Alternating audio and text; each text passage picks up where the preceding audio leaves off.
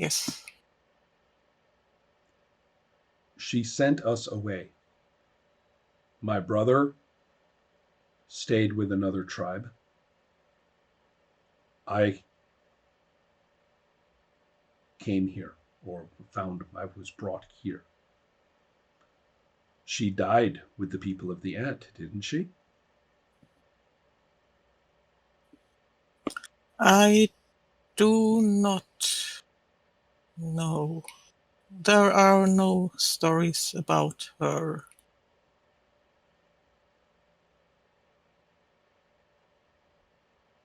I when I met her for the first time, that was close to our place, and she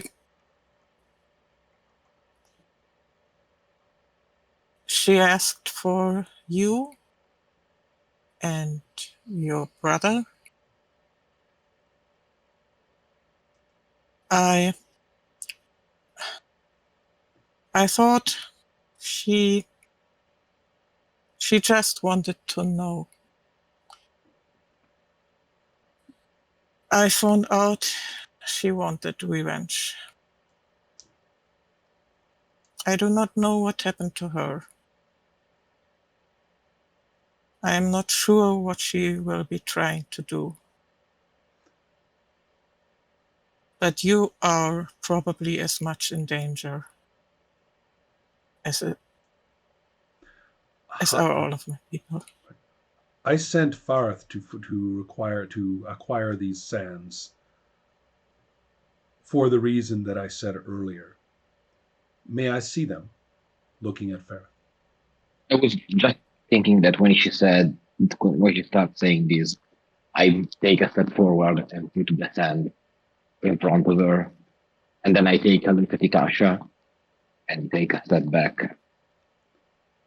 Well, wait. So are you? I don't understand. Are you going to show her the sands or not? I'm going to give them to Oh, I her, see. to place them in front of her feet. Okay. And so she opens it and puts in her hand into them and raises them up and looks questioningly at both of you and says, this is more than I had ever imagined. And this is before you purify them, right? So she's still impressed. So she says to Farth, you are welcome in my employment if you so choose. Anchor. Mhm. Okay. And so then she didn't ask for an answer. She's just saying that. No, And- it's not a commitment. Right, It's not right. committal. It's like, Right. I nod. Okay, perfect. And so then she says to Ithasha, she says,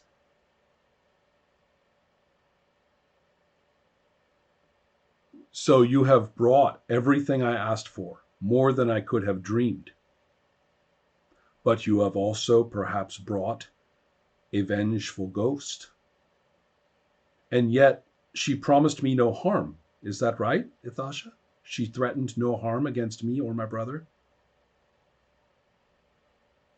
My understanding is it did. And then the question is, may I ask for your help?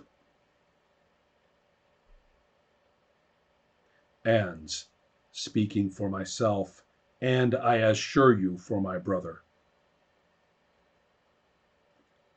I can ensure that his powers are also brought to your favor and to those you may belong to if that matters to you. She's basically promising protection to you and service to your tribe. Promising in the name of her brother is interesting. That's saying a lot, really.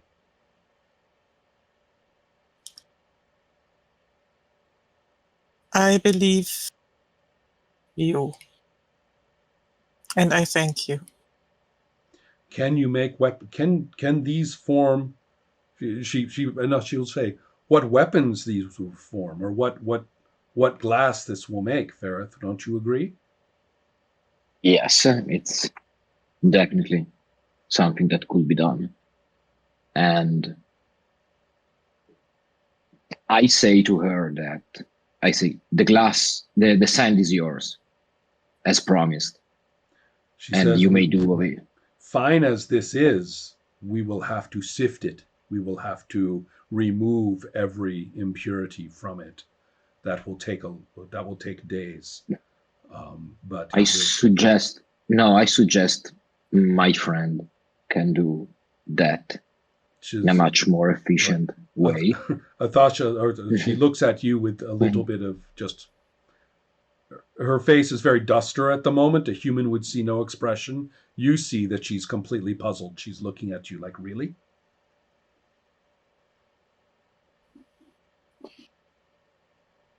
I think so. So will you purify the sands? I will try. Excellent. Okay, so according to this, I think it's actually fairly straightforward. You just pay some miracle points, right? And let's check to see if there's something special about it that I am missing. I think we'll have to adapt it a little bit. Right. It says extract minerals directly from the ground, which is I think it adapts quite quickly. So let's see.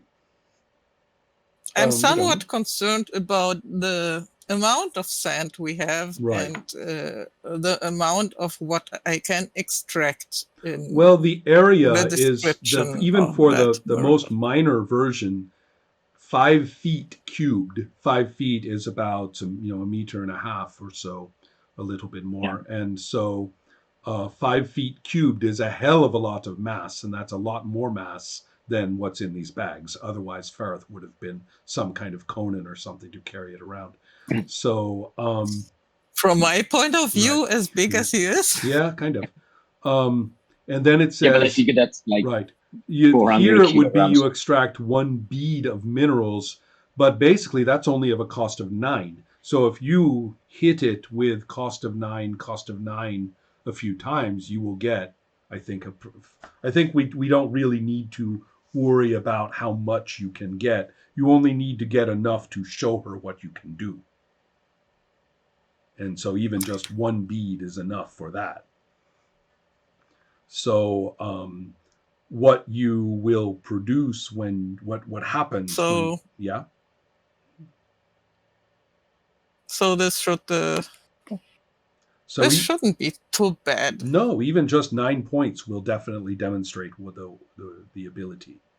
And doing more of it is not very costly, and it doesn't all happen at once, right? For you, this is very easy to manage. So I think we are looking at a pretty dramatic transformation, of the sands into something that nobody here has ever seen. But while you are doing this, and she is, amazed and impressed, very grateful, she does really want to know the history of what happened. Where did they come from? And she's interested in the history of what happened. So I'm interested in what you will tell her. Do you want to think about that for a little bit, or is that obvious to you? Me? Yeah, Farid? Both of you. I'll need a while. Okay. So therefore, we will go to the situation of Vefselk, right? Who is going to find that somebody is touching your chin and lifting up your head, and is standing very casually in front of you, and so reaching out with their hand in kind of a more or less casual or gentle gesture to raise up your head, and you're able to, to blearily, not even sure if this is real or not, I imagine at this point. Right. And it is a duster, or a person somewhat bigger than a duster, Okay. Not, bulging with musculature, or anything like that, but bigger Right. than a duster. But Mhm. very much a duster in a combination, mostly duster outfits, right? Nothing. Mhm. But with the markings and the ornamentation, of high regard in a tribe. And if you were thinking clearly, you would recognize him. This is Sisivel, Okay. right? And he says, "You are quite a message to me, little sister." And when he says little sister, he is not talking about sibling genetics, Right. right? This is a Mhm. tribe or community statement. And he says, "Oh, he says, I have traveled long in your footsteps, and don't you see?" And you can see that behind him are two obedient basilisks, somewhat bigger than when you last saw them. Oh wow. Is he just talking to me while I'm impaled Yeah. up? Like, has he gotten me off? Right, he's talking Okay. to you now, right? I And imagine Vessel's just doing the kind of gasping thing, like reaching her hand out, like not Right. even really hearing these words, like Right. getting off of this. and so the and so he says, "Oops, did I lose you, Sam?" Oh no, you're there. I Okay. think, yeah, I lost you for a second. Yeah. Okay. Therefore, Yeah. his interest in you is that he says, "Yes, we followed where you went, and I will."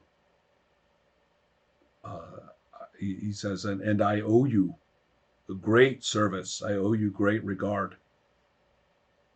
I owe thanks to the spider. I know now who I am.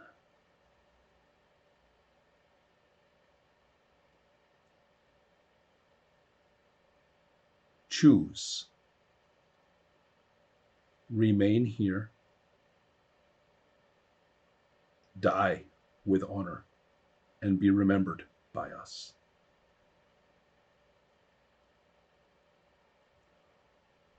Or live with me and our tribes in a new world